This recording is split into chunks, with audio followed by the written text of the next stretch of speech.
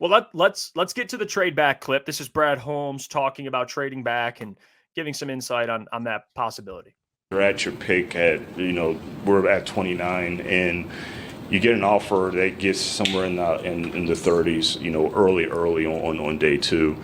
If you're pretty much convicted, these are kind of the same players, regardless of position. You're getting the same level of player. Is it a good starter? Is it a developmental high upside backup? Whatever the case is, you feel like, I'm happy with either one. And so I always kind of go back to the, you get them in, ranges, you're not going to argue. Don't spend a lot of time arguing to go into Grand Cayman or Turks and Caicos. You're not going to be mad either way. So when you're happy with the decision of, if we come away with any of these guys, you kind of do the math. You're like, okay, we trade back here. Some of these guys will be left, and we'll be happy, and we should get some capital.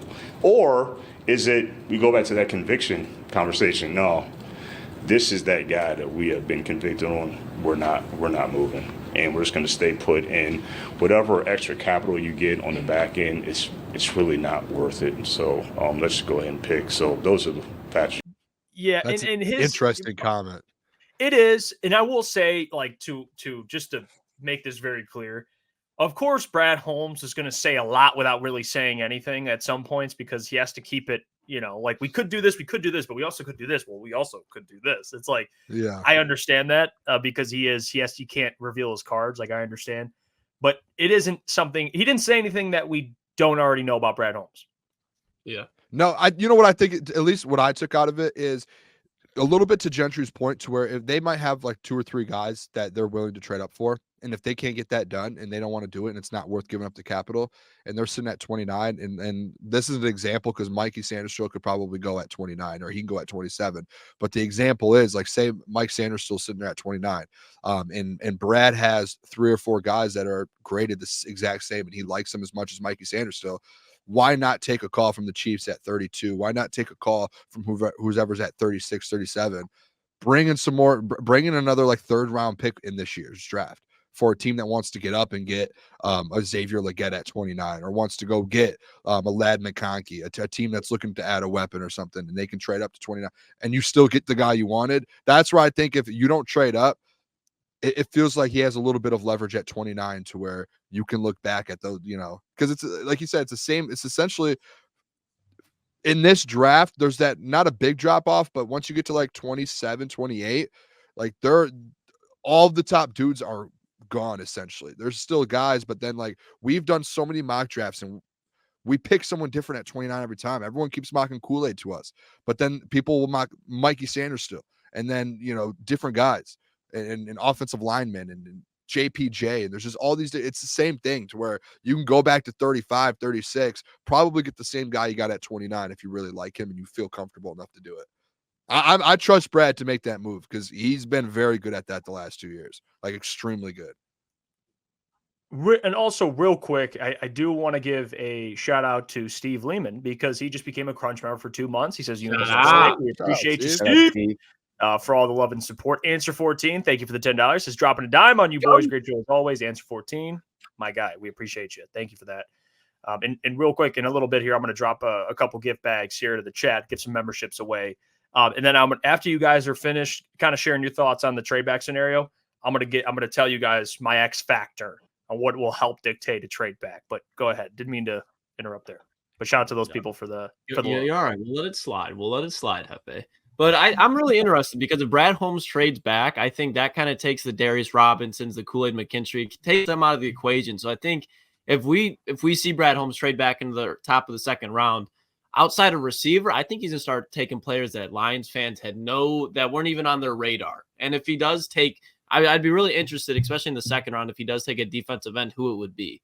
Because that's when we talk about, like, there's just groups of guys at that point that I think people, at least around the NFL, outside of it, kind of group, like the Adisa Isaac, Jonah Ellis's of the world. They kind of group them all together. It's like, well, what if Brad takes somebody that's neither of those guys? What if he takes Marshawn Nealon? I'm just using examples of guys that are kind of wild cards. So I think the draft, if he trades back, it wouldn't be as entertaining per se, but I do think it would become a lot more interesting for Lions fans to watch. Yeah, and that whole like conviction comment he had about if like a player falls to him and they're kind of like stuck on that guy. Like I don't know how many players you'll really be convicted to that will really fall like to 29. So like when he kind of like said that, I feel like he would be. I know someone kind of said something similar in the chat too. I feel like he'll be more convicted to a player that will make him trade up to go get him rather than let him fall, or like one of these guys he'll be convicted to and falling to him. I think if there's that guy, he's going to go up and get him. He's not going to take the chance to let him fall. That's one thing. Yeah, and just to answer, I have some comments here that I think are great comments that kind of relate to what we're talking about here. Answer 14. Crunch Time Crew, is there a player who might be traded from the Lions to add draft capital? Anyone on the roster we might deal? That's another thing. We always talk about draft capital. Who knows? It could be a player. I don't know the specific player. Is there a player on the roster that you could see them do? I don't know if I could, to be honest. I feel like they're only trying to add players, if that makes sense. I don't think there's anything as far as younger talent they'd want to replace right now. Like they're already so young, and the guys that they do have as veterans, I feel like serve key roles, even like the Jalen Reeves Mavens, Alex Anzalonis of the world. Like those guys serve key roles. So it's like, who are you really going to trade? Because I feel like this team is starting to become polished as a rebuild. Yep. It's like, I feel like even if you remove like we clown them all the time, like a Derek Barnes, that could eventually leave into like a hole in your roster. And at the end of the day, what are you really going to get for Derek Barnes? You know what I mean? Like, I don't think any trade would really be worth it for the value. Yeah. I do think Brad is very comfortable with, and he mentioned it today. I think he's very comfortable with the roster that they have right now without moving on from anyone. Or I think it's like, I think he looks at it like this, that them just adding in the draft is just like the cherry on top of this team. I wouldn't be surprised if Brad's like, I would love to just go next year and go win a Super Bowl with the current roster we have. Obviously, we would like some pieces, but I think he's at a point, and he mentioned this too. Someone asked him a question in this press conference where they were like, hey, when you first got to Detroit, it felt like when you went and drafted, there were so many, it was like you needed everything on the football team. It was just a bad team, and you had to go in there and get best player. And they said, it feels like now you've got to a point to where you've added everyone, and now you're at, it's like a full circle to where now you can just go BPA and get whoever you want because your whole roster's filled out with great players. So I think he has the clear mindset going into this draft to, instead of, thinking about trading a player or anything like that, we already have a great roster. He knows that. We have depth now. There's a couple spots, yes, you would like to address, but if you went into week one with this roster, you're going to win a ton of football games. So it's just like a cherry on top of that. I don't think he's going to look to trade any player on this team. I could not think of one player that he would let's trade this guy. I could not think of one right now off the top of my head. Like, if you're being realistic about it, I feel like it'd have to be a player like Iffy. You know what I mean? Because he's like peak value. You really don't. But at the same time, what if he turns out to be an absolute stud, like a lot of people think he can be? Or like if CJ was still on a deal, if a guy like CJ Gardner-Johnson was still here, I think that would be a guy he would be like, all right, we have a lot of safeties. Maybe we can move one in the draft. How often do players get traded? I guess AJ Brown did. That was like the big one. Players do, but that's more players that need a contract, which some players do. But I don't think they would do it this soon. There's guys that are coming up, and it wouldn't be any of their core players. So I don't think so. I'm with Lukas. I think they're trying to add. They're not trying to trade anyone away. But there is this though. It's funny. Coach Wog mentions this because Brad actually addressed this in the press conference. Them trading back and no picks in Detroit on night one. I mean, by the way, if this does happen, we're still going to have a great time doing the draft show, and we'll still be talking a lot of Lions. But for business, not ideal. Not ideal. Not ideal. He said he would do it, and he doesn't care either. He was like, if I get a good offer, why should he care? Yeah, he was like, if I get a good offer, I don't really care. Someone asked him, it's like, if there's like 100,000 Detroit fans downtown, and he was just, I really don't care. He was like, I'll send an apology out to them next week. Yeah, that's fair. Nobody's going to care. I mean, you're getting a good player and draft capital. They traded their extra third for Carlton Davis. They don't have a fourth. If you can recoup some of that and trade back and still get your guy, like that's a win-win. That's Brad Holmes coaching. How are you going to be mad at him for trying to improve the team because you can't see a draft pick? Yeah, you'd rather go nuts on draft day than in the playoffs. There's other days in the draft that you can see people getting selected. I mean, right. Jesus, he's improving your team. It's the guy's goddamn job. And we'll be live every day, so we'll be covering basically every round. We'll be covering. So it's all right. We'll still be able to cover all the draft picks, even if he does trade out. So I'm not worried about it. I'm going to get to the next one here. What? What's up? Sorry, Bro. Booner said at Booner. yeah, I don't know. In the chat. You're something, Boone. You are something, Boone. I don't know what was going through my head. I was typing and I just at myself. I don't know.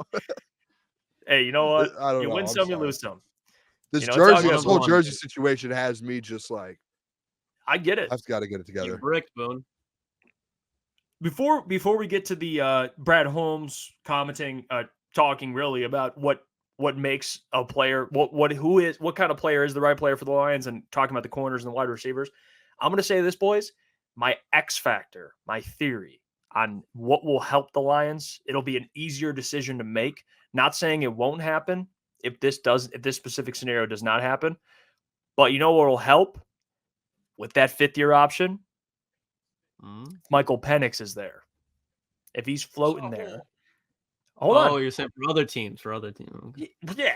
No. I heard that and I was like, bro, what are you about to say? No. What are you about to say? Hear me out. If Michael Penix is there in the late first, which I do believe he will be, there's teams like the Raiders that are going to be in the, where are they at? The 30s, maybe 40. I have to double check where the Raiders are at, but they're smart man, Jeff. You're very smart. If Penix is there, I'm telling you, there will be teams calling. Those teams will be calling the back picks for the first round and being like, what is it going to take to trade up? What is it going to take to trade up? What is it going to take to trade up?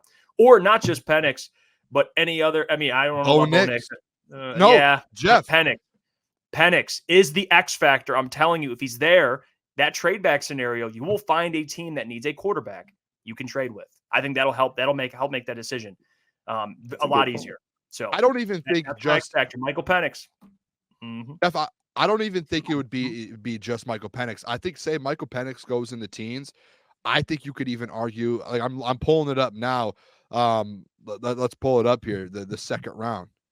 The Raiders are at 44. They would probably look up to move up if they don't get him up quarterback in the first round. Like there are teams who are going to need quarterbacks. Even the Giants at 47. If say Penix goes to a team like 12, 13, 14 goes around there and he gets picked, that back end, even Bo Nix, there's going to be teams who are looking to move up to get a guy like Bo Nix. That's a great point.